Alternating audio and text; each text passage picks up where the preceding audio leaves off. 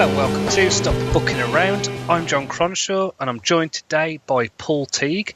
Now, Paul Teague is the author of 15 novels and several non-fiction books, and he's produced all of these since 2014 while also doing other jobs and things like that.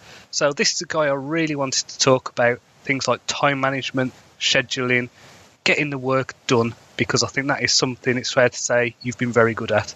Thank you, John. Nice to be on the show. I'm a regular listener, so it's great to be a guest on the show that you listen to every week.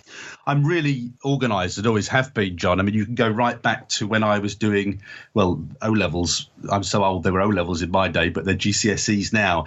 Even from an early age, I organised everything. So if you look at my GCSE, I've still got it in the loft somewhere, my A-level revision schedule and my degree revision schedules, everything was down to the day. I work exactly the same way that I always have done. Now, that makes me sound like an automaton, and I'm absolutely not an automaton. But what I tend to do with a schedule is, I work out which are kind of leisure times, which are work times, and I tend to be extremely organised around protecting and managing the work times. I think that's fair to say. You do the Self-Publishing Journeys podcast, and even in the intro to that, there's the person who talks about, find out what's on the planning board. So it seems to me that you've got something, literally like a whiteboard or something in your room that is telling you what you need to do.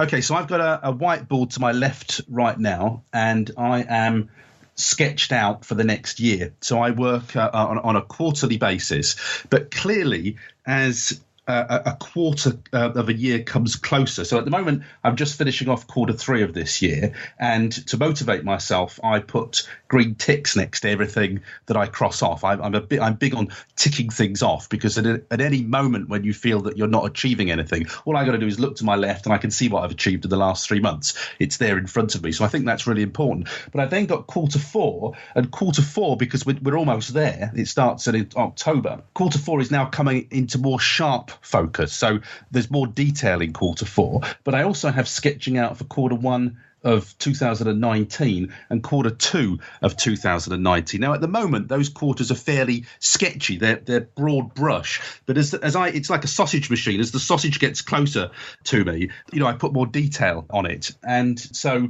I pretty well know what I'm doing in quarter 4 right now. That's my kind of broad brush strokes. I transfer from quarterly planning down to weekly planning. And again, right to my left here, just for the sake of audio, you can hear me flicking through it here. I've actually got my weekly plan as well. I'm actually really embarrassed to admit this, John. This is like confession time. I've got this printed out till April 2019 now. Which I know it's really embarrassing, but you see, I'm a big systems guy too, so I systemize everything. And I have a weekly planner sheet, which is as a Word document. I'm happy to let you, have a link to that if you want it. If people want to download it and adapt it, it works for me and my schedule. You will want to adapt it. But, basically, this has Monday to Sunday, and it has my kind of time slots, if you want. Everybody has a rhythm to the day, and I start mine at sort of 9 in the morning, and it goes through to evening time. I kind of then super boil it down every week. So broad brush strokes, more focused on a quarterly basis, and then on a weekly basis, I'm kind of micromanaging it right down to, your number one appointment of the day. And then I've got 3 appointments today. And within that, there'll also be some other work that I'm doing as well. So in terms of your writing process, then, you've mentioned before that you sit with a timer, is it? And then you just hammer out the words because you know how many words you can do in a certain allotted time. Is that fair? I always feel like the Terminator when I talk about my time management, because it just makes me sound like some machine. I'm not a machine, and I do place equal value, I should say, on leisure time. You've got family, I've got family. We're all going to end up in the divorce courts and estranged from our families if we don't also make time for family. So actually, one of the we'll talk about this later. I'll kind of answer the question first. But, as part of my time management is also time managing family time as well, because we'll all end up with no partners, no families, if we don't organise that element of our life too. So that's equally important, I think, when we get to that. But in terms of the writing, you'll know this, John, because you've written a few books now. And I think it's very hard to imagine, I think, if you haven't written a book and you're listening to this. But when you've written 1, 2 or 3, I think you get a sense of your writing rhythm. By then really what time of day, is best for you to write. I can't write in the evenings. That's not my creative time. No way am I writing in the evenings. That's not going to happen. I'm a morning guy. I need to write first thing. I need to get on with it. I couldn't do a load of other jobs and then come to writing. I need to start the day primed for writing. So I know my writing rhythm. Now, I know that won't be everybody's writing rhythm. Some people love to write into the small hours of the night. And that's absolutely fine. It doesn't matter what your writing rhythm is. And I do think that's something that you shouldn't beat yourself up about. There's a lot of people saying, oh, you should be up at 5, working at 5. Well, I'm sorry, but that just doesn't work for a lot of people. You should. No, I'm not. Yeah. It just, my wife could not do that. It would kill her, right? That's not her rhythm. So when people sort of say you should get up at 5, actually I think you should take the principle from that, which is to find what is your 5 a.m. in your rhythm. So your 5 a.m. might be 5 p.m. in the evening, which is when you feel fresh, energized and ready to go. So find your 5 a.m., not somebody else's, because this is all about daily rhythms. I got a pretty good idea of when I need to write, pretty good idea of how fast I can write, which doesn't mean I'm beginning to I'm looking at Chris Fox's books at the moment because I'm beginning to think about writing, faster. It's like is it the 4-minute mile? I was going to say 1 minute mile. It can't be 1 minute. Yeah, that would be really fast. Mile, yeah. So in the film, Chariots of Fire, and everybody's saying, oh, you can't beat that time, and then somebody does beat the time, and then loads of people are beating the time, and that's how I feel about your writing speed. That you might say, oh, I can only write 100 words per hour, Lovey, but actually, if you set yourself a goal of 120, you'll probably find you can reach 120, and then 100 would look ridiculous by the time you've done that. You'll think, how did I ever just write as slowly as 100? So I think you should always be looking at increasing the speed of that time. But I know that I can write 1,700 words in 1 hour. So my writing time is divided into 3 blocks. I write 5,000 words at a sitting, not exactly 5,000 words, 5,000 or thereabouts. And I know that in an hour session of complete focus, no internet, the phone's off, if the phone rings, it doesn't get answered, I just put it on mute, don't care who it is. I just don't have any distractions in that time at all. And I start a clock, I write for an hour, and I get 1,700 words done. Take a quarter of an hour break, go to the loo, get a cup of tea, whatever, have a packet of crisps, whatever, come back to it, sit down, start the clock, another hour, another break, usually about half an hour the second break because we're about lunchtime by then. And then I'm straight back down to it, no distractions, write for another hour. And that's how I get my 5,000 words done in a sitting. Now, there is pre-prep for that, John, too. So I don't come to that cold. The night before or during the week, I will have planned, in sketch terms, what's going to happen in each of the sections in that book. So I know where I'm heading. Obviously, I don't know the words, but I always know where I'm heading with the story. I don't come to it from cold. I've talked about it a lot on the podcast, is the idea of when you've got something to work with, an outline, whether it be, really kind of deep or whether it just be bullet points, just having something to work towards really frees up your mind in a way to kind of think, well, I already know where this is going, so I can just focus on getting it done and getting to the next bullet point or next beat or whatever in the story. Now, I'm just wondering, so how often do you write then if you're doing 5,000 words in a single session? I mean, is that weekly? Is that, how often do you do that on a usual basis? Okay, so I roughly aim for 4 books a year, 3 to 4 books a year, but it depends obviously on the length. So last year I did 3 books that were at least 50,000 words, and it took me a quarter of a year to write each book. This year, I'm just trying to think, well, what have I done this year? I can't even remember what I've written this year, John. I've written one. I can't remember how long my first book was this year, but I've certainly just written a 90,000 worder, and I'm sure the other one was more than 50,000 words, but it must have been maybe 50 or 60. I can't remember. But and very unusually for me, I've taken a 3-month break this year from writing. I haven't been writing for 3 months, so I'll get 3 books written this year. I have a day job 3 days a week. So on my kind of weekly schedule, Monday, Tuesday, Wednesday, daytime are fixed. That is not a permutation in my life. I cannot write on those days. Not at the moment. I have been able to in the past, but not at the moment. I can't. I have effectively Thursday and Friday, and then sometimes Saturday. My wife works a job that usually means, well, she's on a rotation. So for 2 weeks, she works Wednesday, Thursday, Friday, and then every third week, she works Thursday, Friday, Saturday. So I tend to write when there are no distractions, when the family are out the way and busy, and I've got the house to myself. So that gives me potential writing days of Thursday, Friday, and Saturday. So I do jiggle the days around, but I also will only write 2 days in a row. I tend not to write. I mean, that's 10,000 words over a week. And this is just my rhythm. Remember, don't beat yourself up if you can't do that. Just take the principles from what I'm telling you. But I will tend to write either a Thursday or a Friday, or a Friday and a Saturday, just depending on the way the week goes.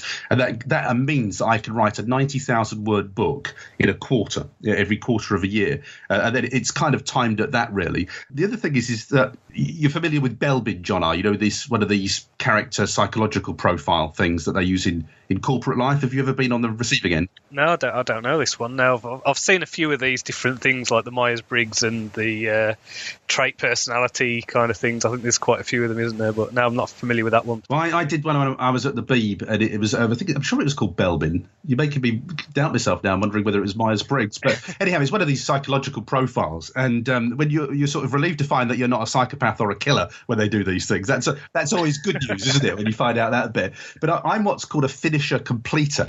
I don't like the process. I get my satisfaction when the job is done, which is why I deliver a lot of results to people, because I don't sit there telling them how wonderful I'm going to be and how brilliant it'll be. I just deliver the results. That's what I get excited about, and that's why ticks on my planning boards are so important to me. When I put a tick on there, that's like somebody giving me a bar of chocolate or a cup of tea or something. That's where I get my satisfaction, from putting the tick and finishing the job. So I'm not the kind of person who could write 100 words and then go and do something else and then go do another 100 words. I have to do things in a block. My wife, for instance, when she reads, she can read 50 words here and then she'll put the book down and come back to it later, do a bit of cooking, do a bit of reading. I can't read books like that. When I read books, I sit down, I read for an allotted period of time. So that's just the way I'm wired. I was saying you've got to find your own rhythm. That's my rhythm. I like to write 5,000 words at a time. I like to write in dedicated blocks where that's what my mind's focusing on. And I do have those set days of the week because of my routine where I can do the writing. If I didn't squeeze the writing into those Thursdays, Fridays, Saturdays, the books wouldn't get written. End of story. In the Chris Fox books, and I think there's a few other people who endorse this, but it's the idea of tracking your progress. Do you do anything like that? Because for me, since I started doing that, I've found my productivity has actually increased. So I track my word counts or however many words I've been editing. And I think I started off, I was, hovering around a 3,000 word range on a really good day. And then going up to, sometimes I'll do 5,000 words in a day quite easily. I've even done a 10,000 word day, but that was non-fiction. So I do know I can do that. Yeah. So that's kind of my aim now, is like, I want to get to that 10,000 word point, but we'll see. So I have on my whiteboard, I have, the word count projections, building up the book, so I know I'm going to get it done. When I'm writing in Scrivener, I use the word count function within Scrivener that tells me, how many words I've achieved. So I keep writing until I've written through 1,700 words in each section. So I must have written at least 1,700 words in that hour. Clearly there's a story to take account. I don't just suddenly stop at 1,700. Clearly I've got to wind the chapter up. But you see, I also find that word count discipline, John, good for pacing as well. It means I don't ramble on. So although it sounds like my books are formulaic, they're not formulaic. They are and they aren't. In that when you read the story, you wouldn't pick this up. You wouldn't get this sense that there's a formula going on here. But when I write a book, I write a chapter a day. Each chapter has 3 parts. Each part ends on a question or a cliffhanger. And then as you know, and I know you've described in the podcast, you work to the Save the Cat philosophy. I'm also hitting those beats within the book. So I have all the beats marked in the book. And what I find that kind of, if you want to call it formulaic writing, does is it always means that I'm working towards some kind of question or climax within the story, which hopefully keeps the tension and the interest up in the story. But I'm also aiming for those key plot points within Save the Cat. Now, just to go back to the question, which is the word counts. Yes, I do. I also have a calendar to my left-hand side here. It's quite a packed office here. But I record my word counts on my calendar. So I can tell you that the last time I wrote, because I have been taking a break over summer, I wrote 6,966 words on Friday the 13th, would you believe, of July. And the day before that, 5,088 words. So I've got my word count written on calendars for the last, I think it's 3 years. So, so I've got a record of exactly when I wrote and how much I wrote. And again, if you ever, it's ridiculous. I mean, I don't know whether you feel this, John. You've like me, you've banged out a fair few books by now. I still, when I start a new book, doubt my ability to write a book. And being able to look at that legacy, looking at the books on my shelf to my right-hand side here, you think, yes, I could do this. I can write a book. I've done it many times before. But I do always have that self-doubt before I start a new work. I think that's the start of every writing session for me. Oh, is it? Yeah. So, yeah. The project I'm on now is the first one where I felt really comfortable and really confident with what I'm doing. And I'm having a blast doing it. This is the epic fantasy novella series. So I don't know. I mean, it might be the satisfaction of the completion within a month. I'm getting the first draft done just in a week. And then over the next few weeks, I'm doing the edits and rewrites of the previous book. So having that kind of rhythm and pattern and having the things coming out now and getting really good feedback, like that's giving me a lot of confidence in terms of my writing. And just I feel like I'm developing as a storyteller as well, because it's a different way of telling stories. I'm essentially telling a story in the same way that you would with some kind of serial or soap opera. So it does end on hooks. It opens up story loops and closes them and things like that. So it's a real different method of working, and I'm having a lot of fun doing it. And also because I'm using the tarot cards as an inspiration for each of the episodes, it's throwing in some randomness and some unexpected things that I can. It's kind of keeping that creativity and surprise factor going. Whereas I think when I've been working on the novels and I get to maybe about 2/3 of the way through the first draft, I'm almost exhausted with it. I found that especially with Blind Gambit, just because it dealt with some really weighty issues and was really emotionally draining to write. So, I was doing 1,600 words in a day rather than 3,000. So, yeah, this is definitely better. And yeah, I'm just tracking the word counts as well and doing that, and it's just really helping. It is motivational, I think. I would recommend people track word counts, because again, you can't sort of improve what you don't measure. I can't remember who said that. I'm sure somebody famous said that. But if you don't measure stuff, you can't improve production. So I think it's really important, even from day one, to be measuring it, to get that sense of progression, progress, and improvement. I've found myself doing it as well, where my aim for a while was to get 3,000 words done, and then I upped that to 3,500, and then get to 3,500 and I think, well, I've got 20 minutes before I need to leave to go and pick up my son from school, so I'll throw in another scene if I can, and so I end up doing over 4,000 words, and it's having those little measurable things and pushing myself against what I've done before. Yeah, definitely. I think it does motivate me, and it does keep things going, and it makes me think of, I don't know if you know the comedian Jerry Seinfeld, and he has a thing where he says that he started writing, and in order to kind of keep writing and writing, he would mark off when he spent an hour on writing a day on his calendar, and the idea of having any gaps in those things that are marked off filled him with anxiety, so he just had to get it done. And so he consistently producing for several years every day, doing at least an hour on his writing.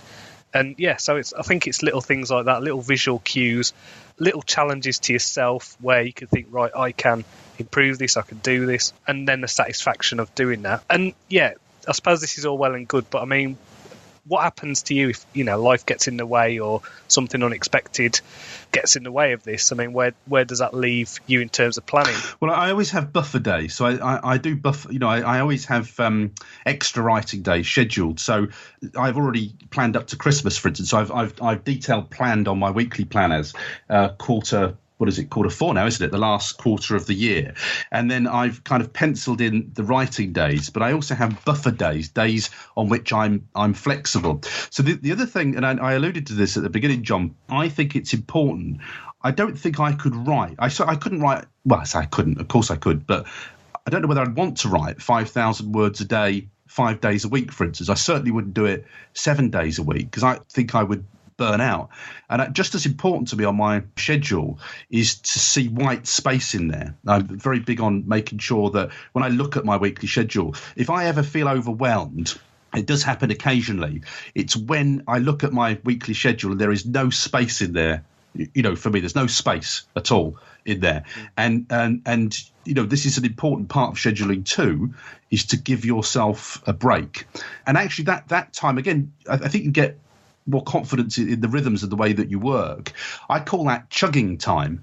And it's where I chug ideas for my books in my head. I need that free time to just work through. And I often have plot breakthroughs and things during that time. So I think if you were constantly working and working on a book, I don't think you'd ever have the space to just maybe step outside it and see the links that are quite obviously there a lot of the time. So I think white space, we've just done a summer holiday. I know you've been talking about it. It creates a lot of pressure because it diverts you from your routine. The way I manage summer, I've actually just I could have written a book over summer, but I haven't. I've actually just entirely focused on the marketing over summer. So I've intentionally missed a quarter for writing this year, entirely to get my marketing house in order, because one of the things I'm good at is producing content. One of the things I'm bad at is selling that content and making sure I'm selling enough of it. And I had, because I've written so many books now, and I'm still not able to do this as a full-time living. I had a little tiz recently, as you'll know, because you listen to the podcast, and say, I should be able to earn a living with the books I've written now. And the reason I'm not is because I've focused too much on producing stuff and not enough time on marketing it. So I made time in the schedule. I changed the schedule not to write over summer, to adjust to a need. The other thing I did at the beginning of summer to the kids, because I got older kids now, is I said to them, write me a list of what you want to do over summer in terms of going out days and things like that, and then I will schedule those days. They got scheduled. And I had buffer days because it's the UK. It rains in the UK, so I had buffer days for those. And we've ticked off all the things on the list. So there's a guy that I listen to. I mentioned him on my podcast. A guy called Robin Sharma, and he has this sort of catchphrase, which is the things that get scheduled are the things that get done. And I think you should apply that, to everything, including family time. Family time is important to me, so I don't want to work all summer holiday. I want to spend time with my kids because, one's gone back to university, the other's about to go back to university. That family time is really important to me. So I allot that equal importance when I'm scheduling stuff. And I make sure I get back to see my mum. I make sure we get to see my wife's dad. These things, I schedule these things too, because they don't get done. If they just pie in the sky aspirations, they don't get done. I schedule most things, not quite everything, but most things. I can definitely see that being a benefit, because I was just thinking then, I've been trying to arrange going to see a friend of mine who lives in North Wales, and we'll definitely have to do something, and then I think that it never gets scheduled. So I'm going to have to take that on board actually, in terms of applying the scheduling stuff to my regular life as well as just the writing life. The thing you said about the white space is so important, and just the ability to, whatever you want to call it, refill your creative well, or just having time to think and to not be kind of super focused on a project is actually really useful. And I think it's also really underestimated for authors. In terms of technology, like apps and things and software, is there anything you could recommend to help people with scheduling, or is it literally just you've got a calendar and a whiteboard? Are you pretty much analog old school with this? I did have a lovely bit of software that I used, and in the latest Windows update it won't work anymore, and it makes me want to cry. But I used to use a bit of software called the Results Machine, which was just a downloadable software. There was nothing cool about it, and it just allowed me. It just set a little timer, so I could say set it for 3 lots of an hour on a day, and I'd just click start, and it would give me a warning at halfway, and it would give me a warning at 5 minutes. It would just make a little peep just to keep me on track if I was in the zone, which I often am when I'm doing that writing. So the Results Machine doesn't work anymore. So I've had to just go for a basic online timer, which I just have on I've got 2 screens when I write. I have it on my right-hand screen, so it's just counting down. But I used to love the Results Machine. I've used that for years, and it's such a crying shame that it doesn't work on the latest iteration of Windows 10. I do have the the word counter enabled in Scrivener. So my daily target is 5,000 words, and then obviously you see the little counter moving up as you're working through Scrivener. But other than that, no, it's actually, I turn off technology when I do the writing. So if the phone did ring, I'm not a big phone user. If you want to have a phone call with me, you'll have to schedule it. Unless you're my mum. You have to schedule a phone call with my mum. The only reason I have a phone is so that my mum can get straight through to me. That's pretty well the only. I'd get rid of a phone now. Everybody else has to schedule a call. All right, phones are, I think, is worth talking about, John, because people, and this is a younger person thing. I think people seem to think that just because a phone rings, you've got to answer it. Well, let me tell you, it's there for your convenience, people. It's not there to interrupt you. So I will not accept random calls ringing and interrupting my time. I just won't accept that. If you want to talk to me on the phone, quite happy to talk to you on the phone, but you have to schedule it in, because I will not have this thing, randomly interrupting me. If the phone went now, it would just get muted. And if I didn't know who was ringing me, I'd block the number. I just block the number, right? Because anybody who knows me knows that I don't answer the phone. But if you, I've asked people in business about this and said, am I difficult to get? And they said, no, you're not difficult to get. You're actually very fast to get. That's because if you're doing meaningful business with me, you'll get an appointment fast, like you did. I'll give you an appointment fast. If you're wasting my time trying to flog me something or talk nonsense, you'll be blown out of the water straight away. I don't tolerate that. So if people say, I answer the phone, they're trying to sell me, it's Yale trying to sell me web stuff and whatnot.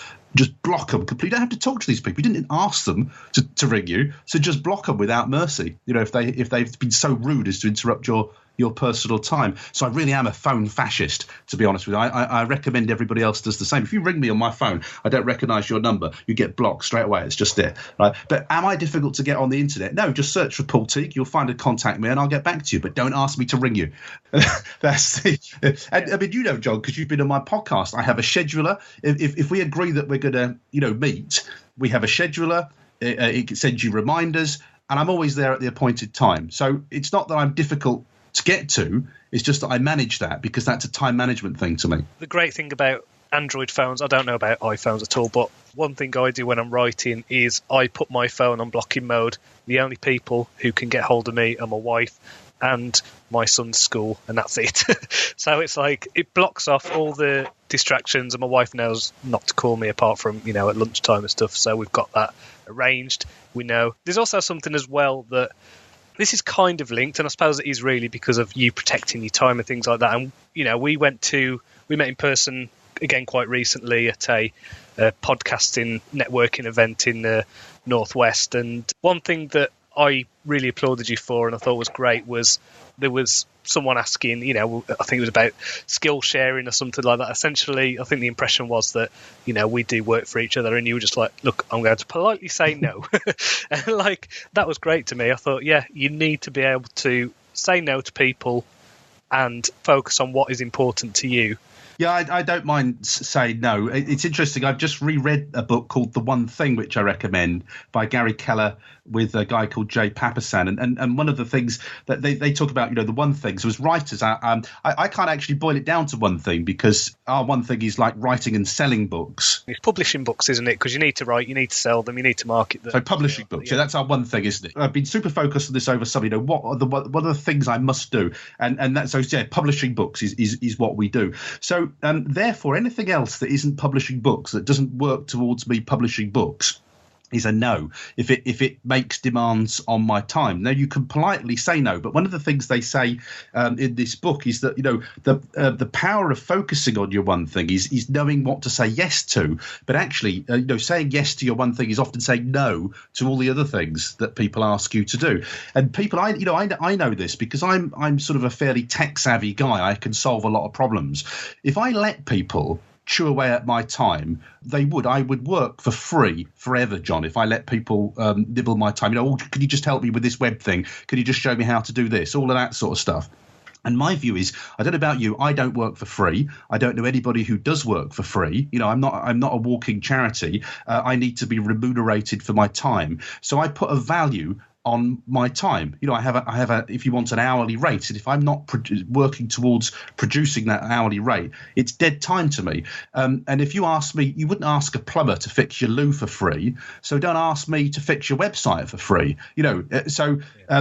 I just say no to everything. No, don't even ask me. Don't even ask me to do something for free. The only people I'll generally give time of day to. Then that doesn't mean I won't offer to do stuff for free, John. So don't think I'm some kind of meanie. You've been very helpful to a lot of people. Well, exactly. So there are people, I call them time vampires. If you just open the door a chink, they'll get their foot in and they will drink from you until you're dry. And there will be sort of nothing in it for you. So with networking, for instance, when we had our podcast meetup, I do meaningful networking. I don't go to networking, just to chit chat with the same old people. The minute it ceases to become meaningful, or there's a business or networking benefit in it, then to me there's no point doing it. I know it sounds like you're some kind of Terminator, doesn't it? But I think you just have to be strict with yourself and strict with others in a pleasant way, because we've all got the same amount of time in a day. And I have no patience for people who say I haven't got time to do things, because when I was working 5 days a week and I started trying to work for myself in 2008, and I had 3 young children then, I was doing the bedtime story thing. And, when you've got young kids, you sort of, you're done by about 8 in the evening or whenever your kids go off, and you're just exhausted. I can remember literally seizing that hour in the evening where I started to work on my business, and I was tired, but it came out of television time. And everybody can get up an hour earlier. You can stop watching telly for an hour. There's always time that you can claw from an agenda, however small that time is, just to put your first step forward to start whatever it is that you want to start.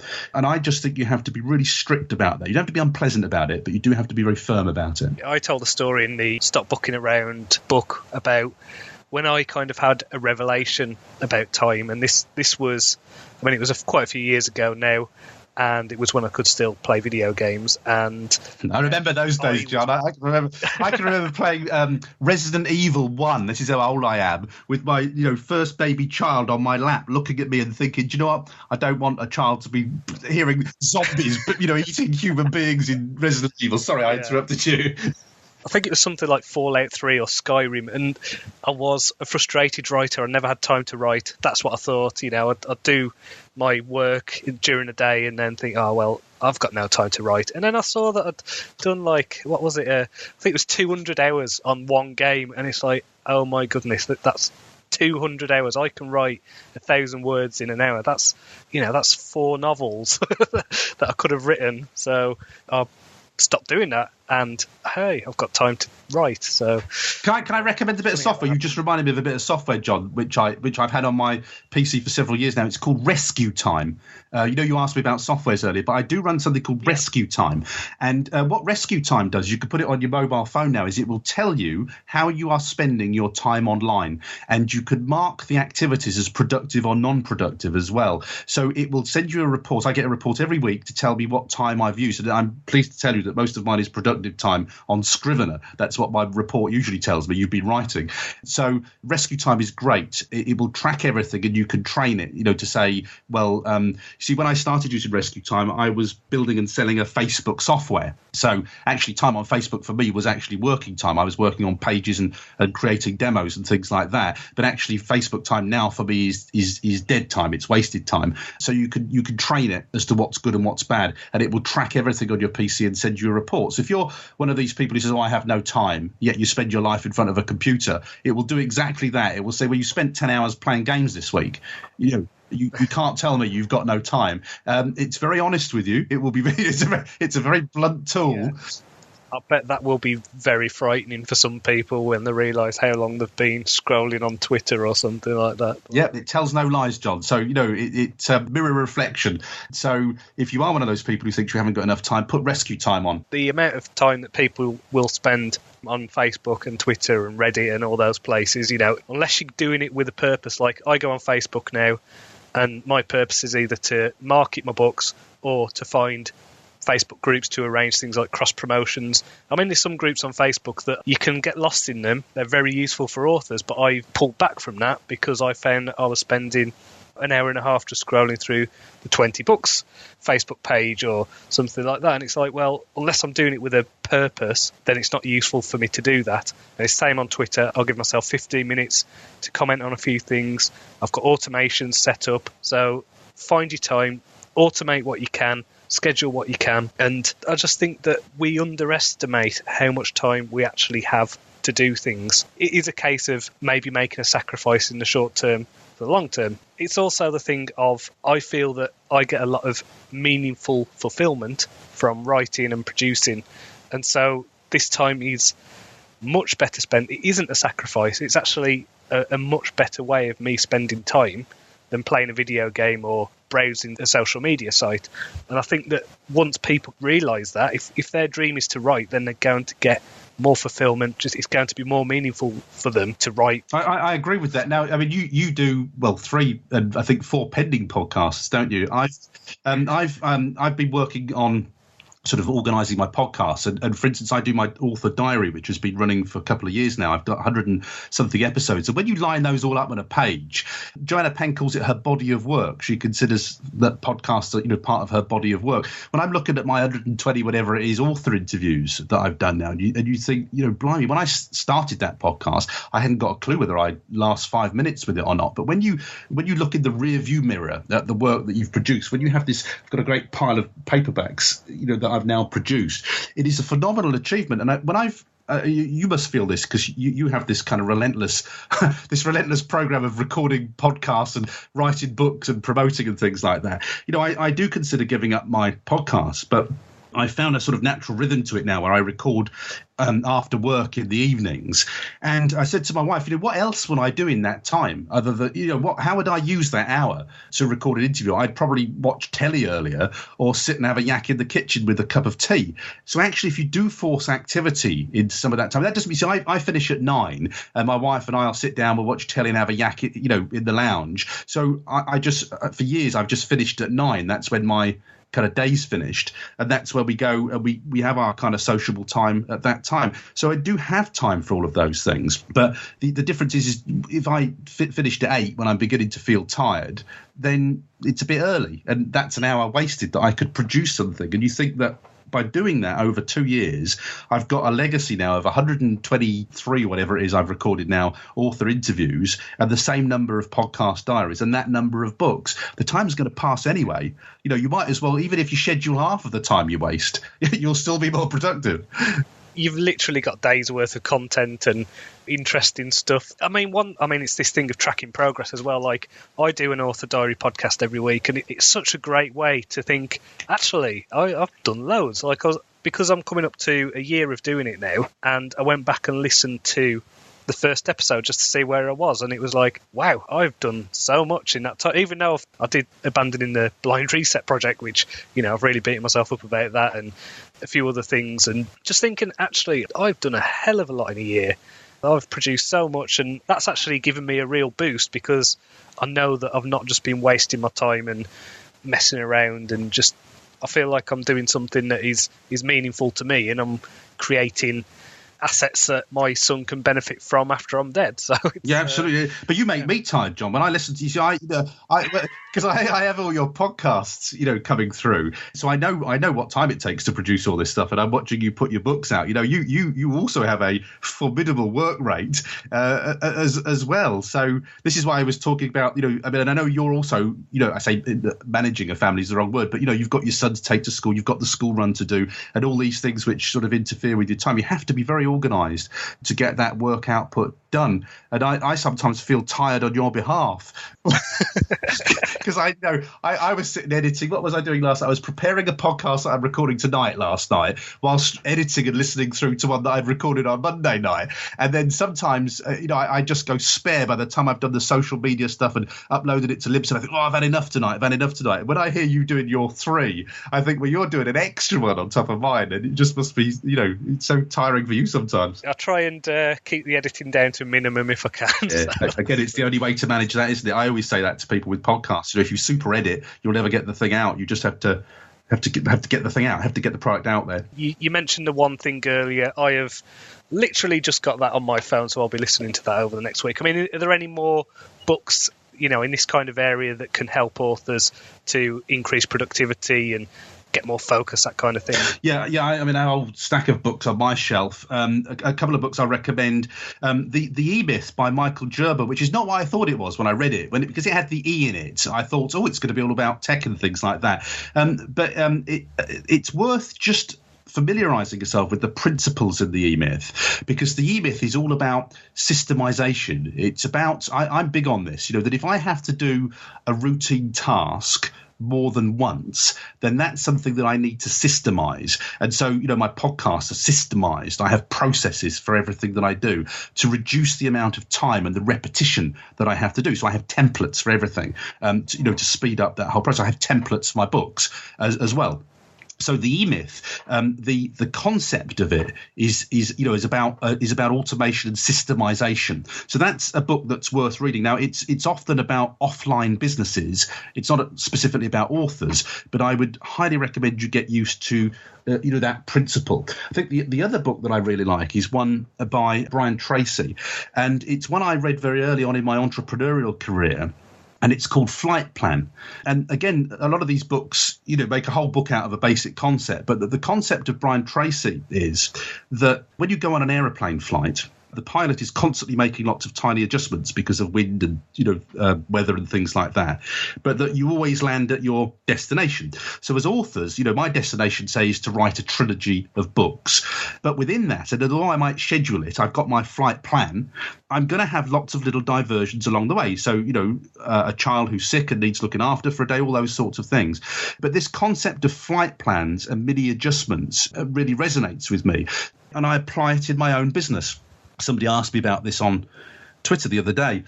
I have my planning boards, I have my weekly planning sheet, but that doesn't mean that I can't adjust my flight plan. And as you know, because you listen to the diaries, John, I made a massive course adjustment this year in saying I am going to focus for 3 months on marketing and on getting my kind of marketing house in order.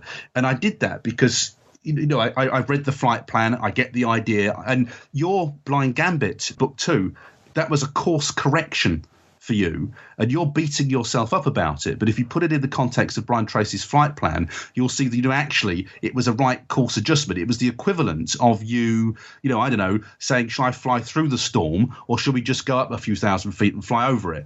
That's all it was. So it's a really good book for getting time management, I think, in perspective and just grasping what we're trying to achieve here. We'll still arrive at the destination. It'll just be with slight course corrections along the way. Where can we find you online then, Paul? I'm all over the place, John, but I think for the purposes of this podcast, I always promote your podcast as buddy podcast. If you listen to mine, you'll like John's, and hopefully people who listen to yours will like mine. They'll get we're all doing different things, but we're all aiming at the same part of the market. So I'm going to say if you check me out at selfpublishingjourneys.com, which is my podcast too, that's probably the best place to start if you want to take a deep dive into this. And again, probably pick some of the interviews. The author diaries, I think, seem to give people most reassurance, because in there, if you've got the resilience to work through the author diaries, you've got me there making nothing from books, just having written my first books, right through to having had a £5,000 month in the last month. You can hear the pain, the tantrums, the anguish, the self-doubt, the things I've learned. You can follow the whole thing through. So I think that's probably the best place. Thanks very much for coming on to the interview. Next time we will have Russ. We're going to catch up on his novel and make sure that he's still writing and that his outline is finished. So that should be good. Remember, you can follow me on Twitter. It's at JL Cronshaw. You can also email the show. It's john@johncronshaw.com. That's JONCRONSHAW. And if you want to help support the show, please do check out the Stop Booking Around book. So it's available as paperback, ebook, and on Audible.